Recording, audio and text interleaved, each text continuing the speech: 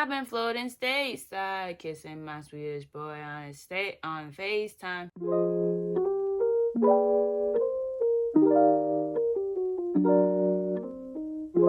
Hi guys, I'm KAYLA SIERRA and welcome back to a brand new video. I am crazy excited about today's video because this will be part 4 of a series that I like to call Book vs. Movie, Who Did It Better TV Show Edition.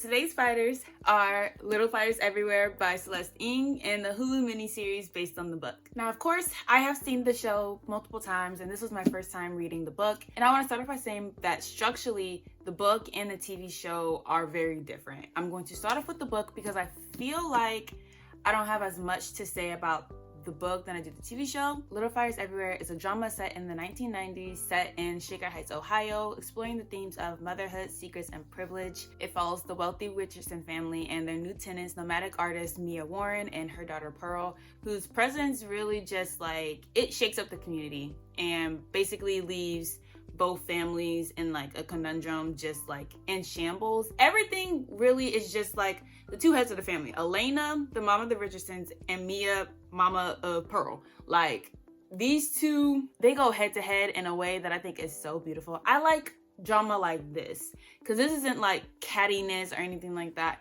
It's almost like a who's doing it better. I feel like now, like I'm really like thinking about it, and I've never even thought of this story in this way. Because in a lot of ways, and I'm jumping ahead a little bit, Pearl sees the Richardsons and like all that they have. She sees Lexi and Trip and Moody and even Izzy, and just sees like their whole family like dynamic, and she wants that because it's only been her and her mom. Her and her mom have jumped from place to place, living in the car. You know, she's never really been anywhere where it's been like stable, where she's been able to make friends and really just like find herself. Like it's always just like wherever her mom needs to go for like her art and everything, like that's just what it's been. So when they get to Shaker Heights, she's thinking, and her mom has told her like, we are staying here, like there's no more moving. So Pearl has started to like get comfortable. She started to kind of like plant down roots, especially with the Richardson family. And then in the opposite way, Izzy, who is kind of like the black sheep of her family, she sees Mia and Pearl and like how Mia is and everything, and she wants that. She wants a mother who doesn't have all these like stigmas and like pressures that like are put on her. Like she wants someone who understands her and like who actually take the time to understand her and sit with her and talk to her and allow her to be the best like person that she can be. Because in her family, like I don't like her family and like how they treat Izzy. Izzy is near and dear to my heart, honestly. So I was like, yeah, Mia, take her, because these folks don't deserve her. But that's kind of how it is in my head, like a who's doing it better, who's in terms of like the moms, because it becomes like such a toe-to-toe with them and like how they're raising their kids. So the dynamic between these two people, of course, starting out, you would have never thought like what was gonna kick fire and eventually erupt and explode by the end of this book. So getting back to the book, the first thing that I actually really want to touch on, and I actually discussed this a little bit with my mom, is that there's not a lot of dialogue in this book whatsoever. A lot of it is prose, which is a first, I think, for a book, because for me, like when you're reading like fantasies and stuff, you kind of expect a lot of prose because there's a lot that has to be told to you. There's a lot of like the world building and for some reason outfits and like what they're wearing and how his hair is flowing in the wind. It's all of those things that are being told like in a fantasy book and everything. So I feel like you almost expect there to be a lot of prose. So reading a drama book, I was kind of surprised. I was like, these folks are not chit-chatting. We miss out on a lot of communication, a lot of dialogue that is happening. I feel like a lot of interactions that are of course in the TV show that I was expecting, and that was one of my things I had to get over really quickly when reading this, is comparing it or like trying to visualize the TV show in my head as I was reading it, because it was kind of hindering me from really grasping like what the book was trying to like get across. And there are definitely like plot points and not necessarily characters, but motivations, I will say, that are not involved in the book, but they're involved in the TV show, which I really think work for the TV show, which I'm happy that they included because it makes more sense. We we learn so much more about these characters with the TV show, but the book is such a great foundation for like what they created. Another thing is that I feel like the book is a little bit more nuanced with like their characters than the show is. With it being a TV show, of course, these people who are actors are able to study these characters and tap into their emotions and their motivations and everything. They've had time to study them, to study their environment and everything, and be able to embody this person and portray them in a certain way. With the book, I think we're missing some sort of like, I don't think this is a word, personability, and I can't even say it, so I'm not sure if it is a word, personability. What I'm trying to say is I feel like we're missing some human connection. I think that's what I'm trying to get at. We're missing some sort of like emotion between these characters. Like obviously like you get that like mom, kids love you or whatever. Elena and her friendship with, I forget, her family friends who are trying to adopt this Chinese baby. Like you get like those little hints of like emotion and connection in those ways, but it's not really like as deep as the show is. I feel like it's not as expressive in a way. And while I'm not sure if that's like a hindrance or not really like anything to write home off about, in a comparison, I think the show is really good in that way. And then with like the different storylines and plot lines, it's so good seeing these characters have such big emotions in such a way of like how they talk and how they really are individuals, because the show kind of taps into like everybody, all the characters, I feel like, and their individual relationships with almost everybody. But the book doesn't do that. This is almost kind of like Elena. Like we get some Mia in there, of course, and there's chapters where it's in like Pearl, Moody, and whoever's point of views. But I don't know, I feel like it's just not, it doesn't go as deep as it could have, if that's what I'm ultimately trying to say. I think what it is that the book relies more on subtlety than anything. It doesn't need all of the like the show has. All it really needs to do is rely on the characters and kind of what the basis of the story is about. And I feel like girl she put all those things in a jar and she shook it up, and that's how we got this book having such a good synopsis of a book that isn't involved in one of the major genres like romance and thrillers and fantasy and all those things. You are really basing this story off of human life, their interactions, their flaws, their green flags, because what is the opposite of a flaw? Not their perfections. What is the opposite? Anyways, like I said, I guess I'm just gonna say green flags, their personalities and how they view life, how they see life, how they've walked life. This is all you've got for your story. You don't have any theatrics. You don't have any dragons flying in. You don't have the two lovers kissing in the rain. You don't have the police officer in a shootout. I don't know why it took me that long to get that. You don't have a police officer in the shootout with the criminal he's been searching for 25 years. Like you don't have all those like things that are like building up and are meant to be exciting and everything like that. You just have people. And in some cases, people are annoying. People are weird. They're unreliable. They're just kind of like you don't have anything else. Like there's nothing exciting going on in this book. It's just people and their interactions. But Celeste took just people as we are in our human form, and turned them into some of the best characters, honestly, that I've ever seen like written on page. And what they were able to create with the show, like the characters were so dynamic enough that I feel like while yes there were changes to who they were like for the show, in this case she had such a great, like once again, like great foundation for what needed to happen and who these people were. One of the biggest differences in this book is the fact that in the show, Mia and Pearl are both Black, but in the book, it's not explicitly said. It's not stated in the book that Mia and Pearl are Black. I believe I assumed. Why can't I talk? I know I assumed that they were Black because I've seen the show 10,000 times, so that's always how I've pictured Mia and Pearl as two Black women. But apparently that's not the case for the book. I really didn't pick up on the fact that they weren't Black until like I actually was looking up the book and kind of just like looking at some things when it was kind of like, oh yeah, like it's not like said that they're Black, and I was like, huh? Like when it was an article and it was like it's assumed that they're white, and I was like, they don't give white girls.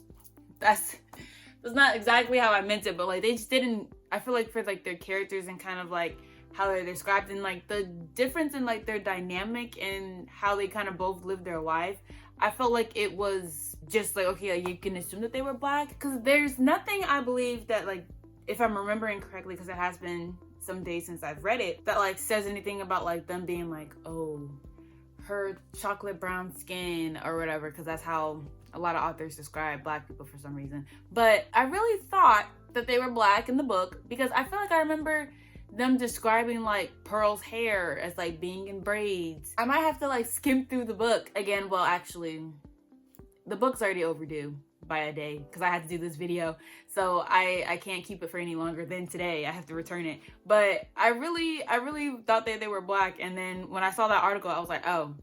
But in the case of like bringing in race, I think that's gonna make me talk about the show. But it works so good because I feel like with this being such a head-on between Elena and Mia, with there actually being the difference of like the race too, because it brings in not only like race but the class stances of both families, with the Richardsons obviously being well off and everything, and Mia and Pearl being more so like, do I want to say middle to low class? Like they're living in the car, but that's really because they move around so much. So I liked having that. Like I said, I really just assumed that Mia and old girl were Black. Like I said, I have things about the book, but it's not anything like too much. The show, on the other hand, now we're getting into the juicy part. Our two leading ladies are Reese Witherspoon as Elena Richardson and Kerry Washington as Mia Warren. When I say they just like acted their butts off, like me and my sister literally just got off the phone and I was telling her I was doing this video and everything, and both of us were like, yeah, like as much as we love Reese, she even said it before I could say anything, like, you hate this woman. But one thing the book and the show did like such a great job of is that you have these two characters who are so opposite from each other, who are really going at each other too with almost everything that they've got. Well, you could kind of say that Elena was kind of pushing Mia more, but regardless of that, you have to watch the show for yourself.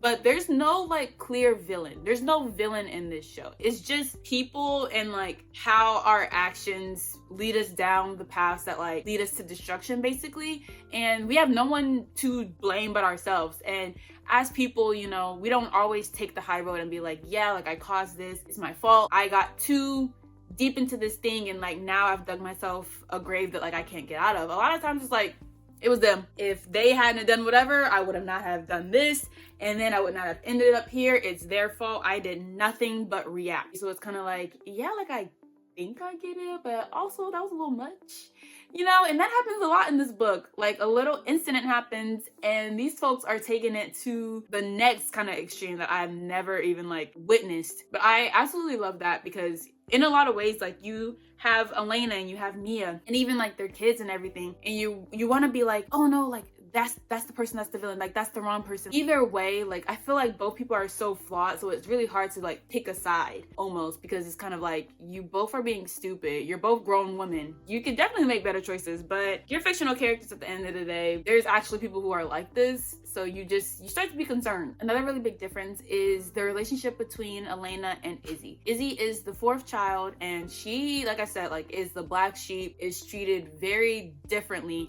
than the other characters. And honestly, what I found fascinating, not only because this is a difference, is in the book she's referred to by Izzy by like her mom and everything like that, but in the show everyone else calls her Izzy but mom. And one thing you'll notice about the kids, like the Richardson kids, all of them go by like nicknames. So we have Lexi, Trip, Moody, and then Izzy. I don't actually remember what Trip and Moody's like their real names are, now that I'm thinking about it, but I know Lexi is Alexandra. Her mom in the TV show only calls her Isabel. There is no Izzy or anything like that. And that just kind of goes to show, because nicknames are cute little endorments that people use. It was definitely strange of like, why are they doing that? And you pick up on the tension pretty fast in the show as you do in the book. But in the book, she does refer to her as Izzy. But the reasoning behind like the tension between mother and daughter are very different. And before I move on, I want to say that book Elena and TV Elena, both the reasons for the tension are valid. I don't want to take that away from them. I don't want to be like, oh, one reason didn't matter as much, da da da. But I will say, I feel like TV show Elena, her reasoning behind the way she treated Izzy is so like, it's so deep rooted. And then she didn't even really like explore like those reasons either until like really into like the show and everything. So I feel like that takes therapy, and it's not even just like just Izzy, like that's stuff within like herself too that she was gonna have to like deal with and overcome. The picture perfect version of like, you don't listen to your child, you're not interested in who your child is, how she feels and everything, because she doesn't fit your perfect picture of like your life, because she doesn't fit into that, and she actively disobeys what you want and basically just like rebels against you, you're mad. And like, and sometimes it was just like, Izzy, you're doing a bit much. But then also it comes to a point where it's like, what do I have to do to be heard? And I think that's one of the things that TV show Izzy was really like struggling with, was just not being heard. Her only friend in the house was Moody, and even Moody sometimes wasn't being the best brother that he could have been. So all she really had was Mia. And watching their relationship was really sweet, because you could tell how like Izzy gravitated towards Mia and everything, just the same way Pearl was so enamored by the Richardsons. But it was so just like, she saw what they wanted people to see, and so that's what Pearl saw. So she became almost kind of like illusion that she was actively, oh my gosh, getting involved with. Can I say Pearl, book Pearl, she's annoying, but she's not anything like too crazy. TV show Pearl is a brat.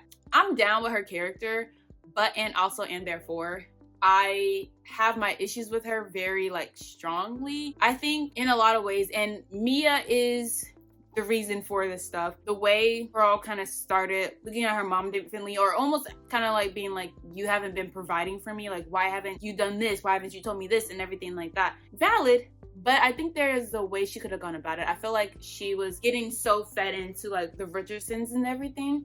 So then when she saw her mom and like the life that she's been living with her mom, when before she was kind of like, she was okay with it, like she thought it was cool, she's like, yeah, this is what we do, da da da, like she didn't see any reason with it. It was just like how they lived. But now they're in this place, and it's kind of like, oh, she almost kind of turned her mom into the villain, and Elena could do no wrong. When I guess these two women, they brought out the worst sides of each other, to put it frankly. The rest of these characters, I think there are different interactions that are in the book, or like different scenes that are in the book that would have been interesting to see in the TV show. And the biggest tension between Elena and Mia is when Elena's friends are trying to adopt this Chinese American baby. And I'm gonna reference this talking about the TV show. Mia finds out that her coworker is the mother of that baby. So then it becomes a custody battle between the biological mother and the adoptive parents.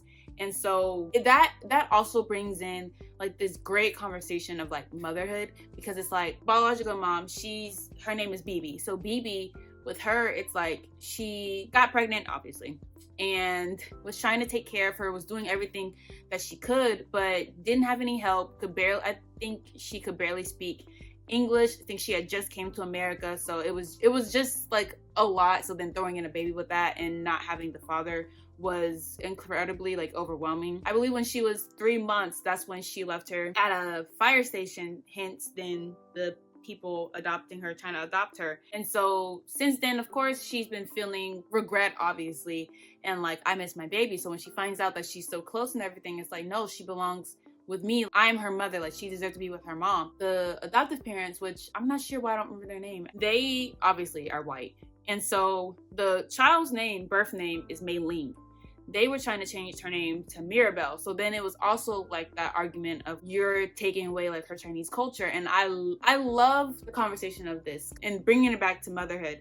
So it's like biological mom, she left her, she quote unquote abandoned her, but she's the biological mom. Like she deserves to have her child.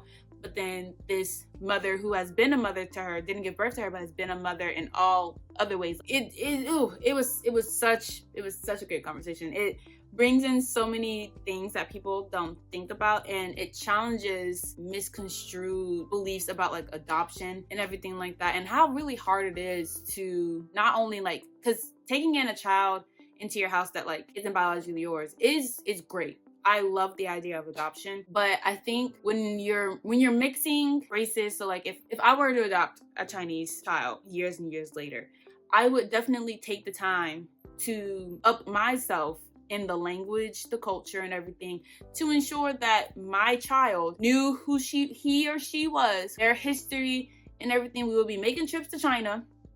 I don't know on whose paycheck, but someone's, and making it work, because I don't want them to lose themselves in like just learning about my culture and how I grew up in my history, when they have a whole other part of themselves that they deserve to learn about. That's basically like one of the biggest arguments that they were having. And so for Elena and Mia, Elena is obviously on her friend's side, and Mia is like, nah, BB, you need to fight for your child. And the biggest difference with this is Elena is on her friend's side, of course, in the book, but Mia book is kind of, she's encouraging, but she kind of takes a step back. Like she's not like so involved as TV show Mia, which TV show Mia, you were doing a lot in this case. Like I understood, like this woman wasn't even really your friend. Like you guys kind of made a friendship.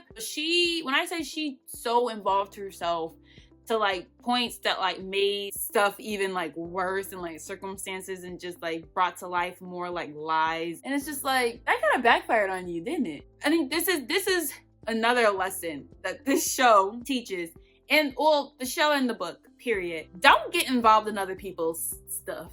My name is Bennett and I ain't in it. If it does not involve me, I don't want no parts on it.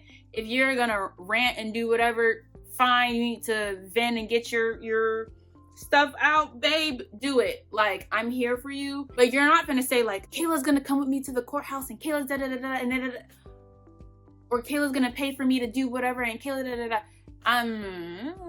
No, I don't like to involve myself in stuff like that. Not just Mia and Elena, because them kids was getting involved in stuff they should not have been getting involved in. It's just like, why are we mixing and dipping? Why are we swirling and hurling? Like, I'm so confused on why no one can just keep to themselves. Like, everybody has this thing of like needing to know stuff and going like beyond anything I've ever seen to find out whatever they want to find out. Breaking laws, crossing state lines, doing like some crazy stuff. And it's like, but it goes to show also that like humans will really bring themselves so close to self-destruction until all that is left is for the house to crumble. And another thing is, with the added plot points that they used in the TV show, I feel like they were good. They weren't anything where it was like, okay, like why did you change this thing? Like why did you make this person this way? You know, because in a lot of ways, when you have an adaptation, whether that's a movie or a TV show, and the writers change something about a person's character, personality, or like their motivations or the path that they're kind of going on, you know, I think in a lot of ways it can be a detriment to like the story, and it's like, why would you do that? But everything that they added in was kind of like, they just kind of like did a little seasoning or whatever. It made it so much more fascinating and so much more richer for me. I have one grievance with the TV show. We ended it at season 1 and nobody had said nothing about it season 2. I need more. I know it's a mini series. I know it's supposed to end like that, because the book, there's no second part for the book. There's no other story continuing, because the book almost kind of leaves you like, what? Like, no, I need more. Like, there has to be something else that like happens, or like you want to find out what happens next, because these people are like all over. And you kind of get that. You kind of get a little like epilogue sort of thing going on in the end of the book. But the TV show, we don't get any of that. We don't get a resolution. We don't get to know anything else about what happens. And it's just kind of like, why? Why won't you feed us? There's too much that has happened in this story, especially TV show, because you get so invested and you're like, ooh, next episode. And then it's like, you know, when like you're done watching a show and like different shows pop up and it's like, we think you might like this. And it's like, no. That's like my biggest problem, is that it just ended and I have to be okay with that. And I actively decide not to be okay with that. So with all that being said, I think it's pretty obvious which one I think did it better. I have to definitely say that the TV show did it better. I think, like I said, the book lays such a great foundation. This is a blueprint. You don't build a house without a blueprint. You build it, and then the people who buy it or whatever, they make it all pretty and like spruce it up. You already have this great thing. You have this great house. But then me as a person, I see this great house and it's like, what can I do with it? And then I mix it up and I change it and I put all these nice things in it. So I make this perfect house perfecter, which is not a word, but we're gonna go with it. And that is what happened with this book. The writer made a perfect house and the people who made the TV show made it even better. And I am so glad that I actually finally got to read this. All right, guys, that is the end of today's video. Thank you guys so much for watching. As far as my reading goal, I am 6 books behind. I don't want to talk about it. I just finished The Masterpiece by Francine Rivers, which I'm hoping to do a video about soon. I am currently reading The Good Daughter and I am interested. I do have to reread the last chapter because I was reading ahead. You know when you're reading and your eyes skip? I was doing a lot of that, so I think I'm a little confused on what was going on. But I am enjoying it. I'm on chapter 3. Yeah, I'm enjoying it thus far, so I'm hoping I finish that before the end of the week. Don't forget to like, comment, and subscribe to my channel and share this with all your friends. I've been KAYLA Sierra, and I will see you in the next video. Bye!